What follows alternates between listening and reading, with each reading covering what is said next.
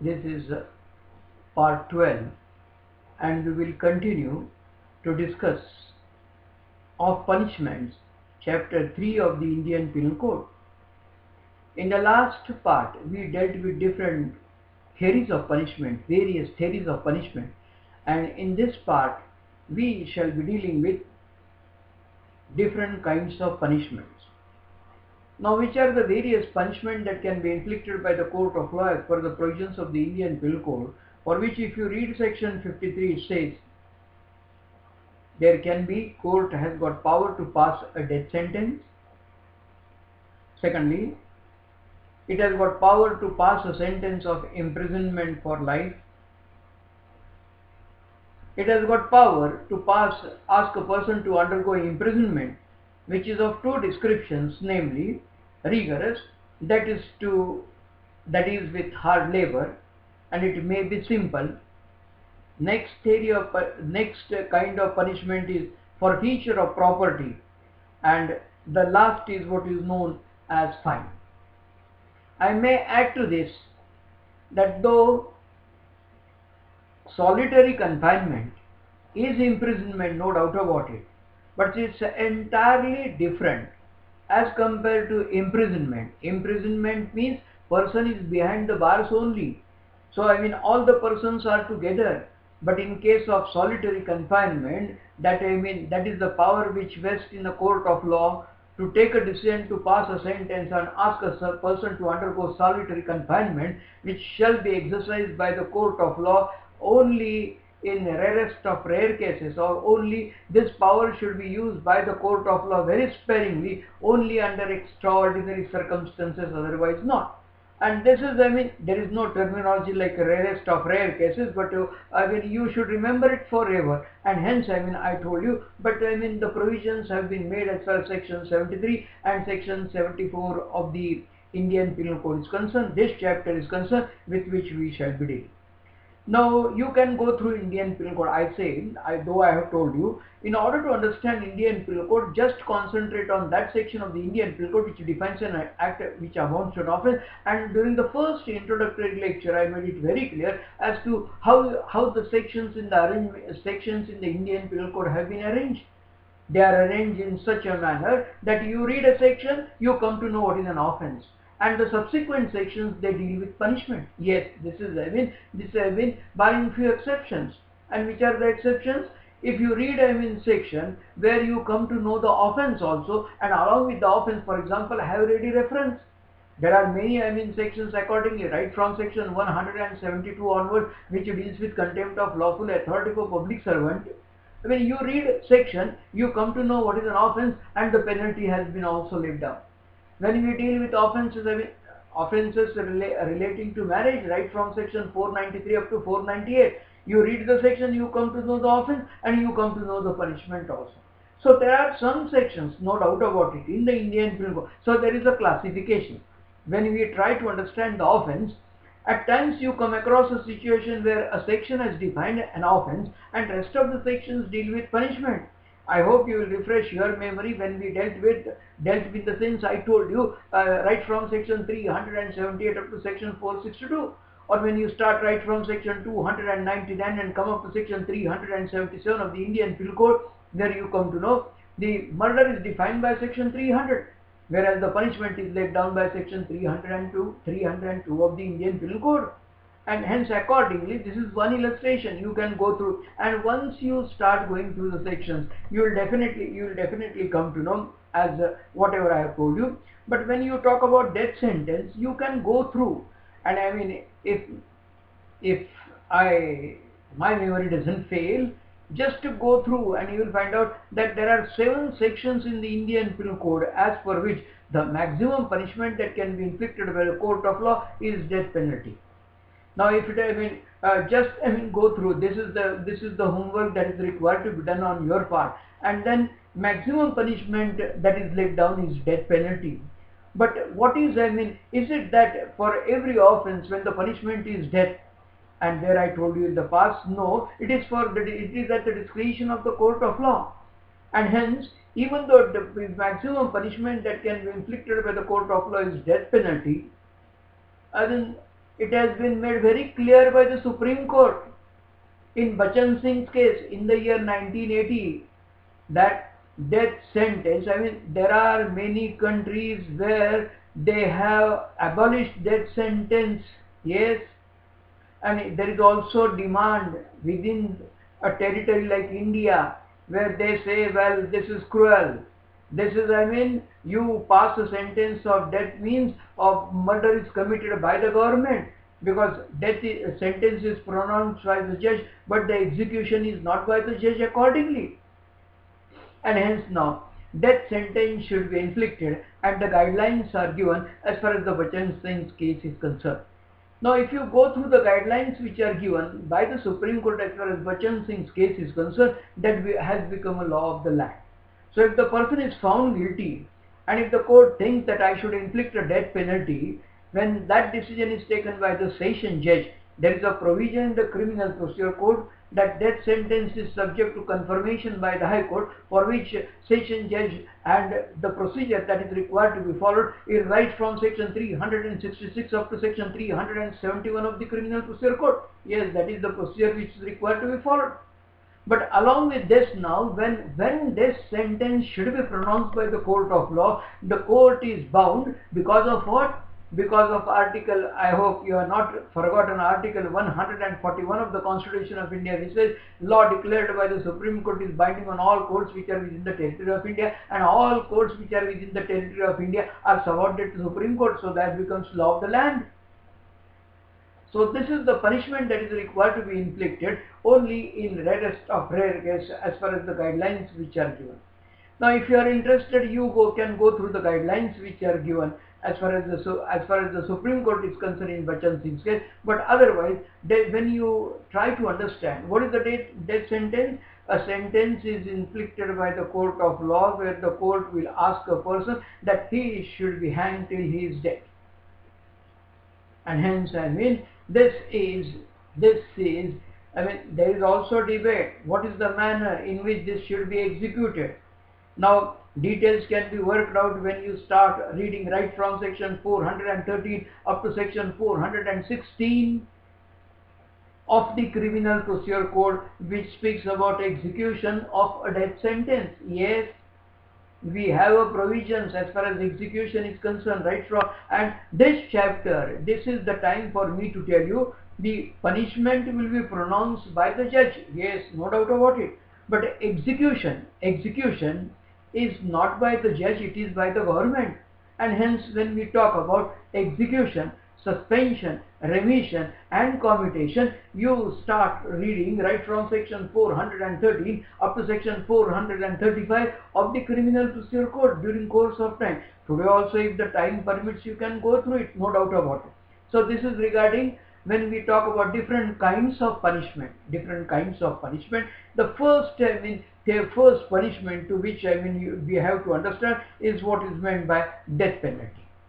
With this now, the next punishment that can be inflicted by the court of law is, as I told you, imprisonment for life. Now, what is the meaning of imprisonment for life? And it is made very clear by Supreme Court in n number of cases. Imprisonment for life, if age of a person is 25 years of age and is asked by the court to undergo imprisonment for life, and he lives in this world till he attains the age of 70, when he dies, so the person should be behind the bars for the entire period of his life. This is imprisonment for life. There is misunderstanding that imprisonment for life is equal to 14 years. Imprisonment for life is equal to 20 years. But then imprisonment for life does mean the person should be behind the bars for the entire period of his life. And then, yes, why then these figures like 14 and 20? From where these figures crop? Because of misunderstanding. But this misunderstanding can be cleared, and then you won't have any doubt regarding understanding of it is concerned when you read section 55 and section 57 of this chapter. Now simultaneously there is every chance when we talk about, now what is section 53? Sorry, what is section 55? It says commutation of sentence of imprisonment for life. And it says, in every case in which sentence of imprisonment for life shall have been passed, the appropriate government may, without the consent of the offender, commute the punishment for imprisonment of either description for term not exceeding 14 years. So this is the power that vests in the government. And what is the power? Yes, punishment is that of imprisonment for life. But instead of the person be kept behind the bars for the entire period of his life, there can be commutation. As in case of, if you read section 54, it says commutation of sentence of death. And it says, in every case in which sentence of death shall have been passed, the appropriate government may, without the consent of the offender, commute the punishment for any other punishment provided by this code. That is also possible for the government. So ultimately implementation part of it is done by the government accordingly. So this can be done. Now this has got reference to two sections. I may work out some details as far as these sections are concerned, but you can simultaneously, as a student learning Indian Penal Code, do read section 433 and section 433A of the Criminal Procedure Code, and then you will understand this. Tomorrow, government, when somebody has been asked to undergo a death penalty, the government may say that we don't want to execute this death penalty, it is commuted to that of imprisonment for life or any other punishment, as made very clear as far as section 54 is concerned. Or when the person is asked to undergo imprisonment for life, there can be, this can be commuted. And if it is commuted, what it says, for a term, either description for a term not exceeding 14 years. So it won't exceed 14 years when it is commuted. It will never exceed 14 years. To be read with what? Section 433 and 433A, with which we will have discussion as far as next part of our lecture is concerned. With this now, the imprisonment, yes, offense, when it is punishable with imprisonment, it may be punishable with what is known as rigorous imprisonment, or it may be punishable with what is known as simple imprisonment. Now, rigorous imprisonment does mean that he will have to imprisonment with hard labor. Imprisonment is a confinement. The person is not allowed to go beyond certain circumscribing limits. He is in the jail. He is under the control of the jailer. And hence now, once he is there, taking into consideration the nature of the offense for which the punishment has been laid down by the court of punishment has been inflicted by the court of law, if it is rigorous imprisonment, then naturally he can be compelled to do hard labor. He will have to undergo hard labor because of the nature of the punishment. What is simple imprisonment? Simple imprisonment does mean that the person shall be asked to undergo, he is in the jail, no doubt about it. He has to undergo imprisonment, no doubt about it. He is in the confinement, but he has to be over there, simple. No, he is not expected to do any work.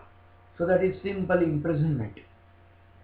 With this now, when we talk about offense, the court has got also power to pass what is known as punishment of, if the court can ask him to pay the fine, that he will have to, the court has got power to recover that amount from him.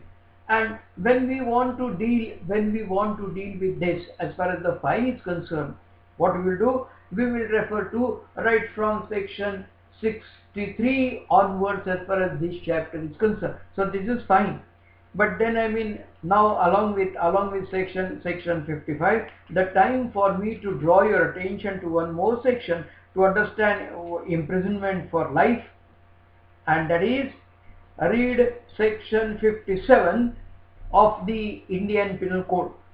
It says, in calculating fractions of terms of a punishment, imprisonment for life shall be reckoned as equivalent to imprisonment for 20 years.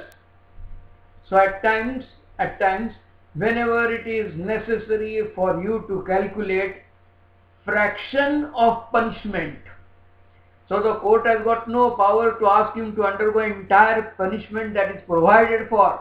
For example, this is the time for you to refresh your memory by reading, which I had already read, section 511 of the Indian Penal Code. And when you are reading section 511 of the Indian Penal Code, it says, for a term which may extend to 1/2 of the imprisonment for life, or as the case may be 1/2 of the longest term of imprisonment provided for that offence, or with such fine as is provided. Now what does it mean? I have read only last part because the section is lengthy and you must be having Bare Act with you so that you can have ready reference, no doubt about it. We are considering what? If the person is accused of an offence for which maximum punishment is imprisonment for life, and then it is not proved that he was successful, he had intention to commit that offence, there was preparation on his part, he had crossed the stage of preparation and he has entered the stage of what is known as an attempt, and if the attempt is unsuccessful, then what do you say? He is not liable for commission of an offence, but he is liable for attempt to commit an offence which is also an offence, hence made punishable by the provisions of the Indian Penal Code. Hence now you want to, court has got power when he has not committed that he is not successful, so the question of commission of an offence doesn't arise, but he is liable for attempt to commit an offence which is also an offence and made punishable.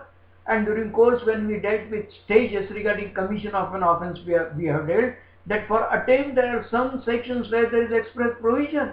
But if there is no express provision which is laid down, then in order to know the quantum of the punishment that can be inflicted by the court of law, we always refer to what? We always refer to last section as far as section 511 of the Indian Penal Code is concerned.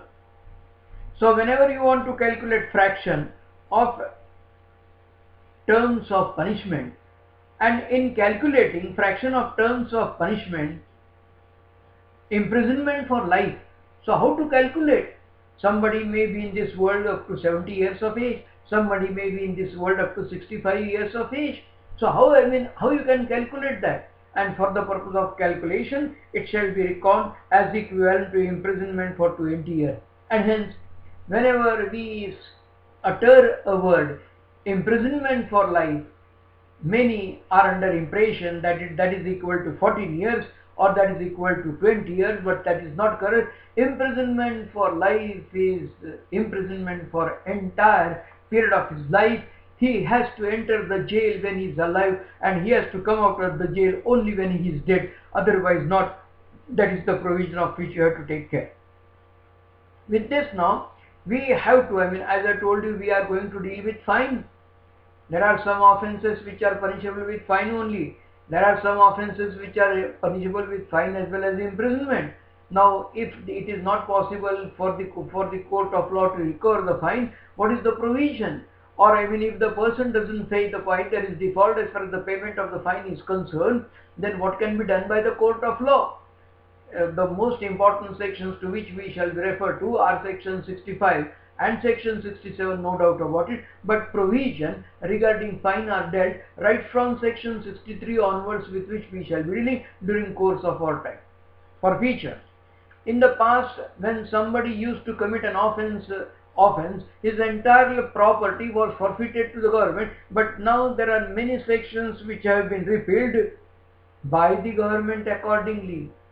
And hence, but today also, read section 126, read section 127. These sections you can understand when you start reading right from section 121 up to 130 of the Indian Penal Code, which deals with offences against the state. And then when you read section 169, we come across such a provision that there is a provision today also we have got, as per this section, which is of course I say a part of enumeration. The list is, enumerative and it is not at all exhaustive, but today also there is a provision as far as forfeiture of the property is concerned. And hence these are the sections I hope you will read, and then we will proceed with the same.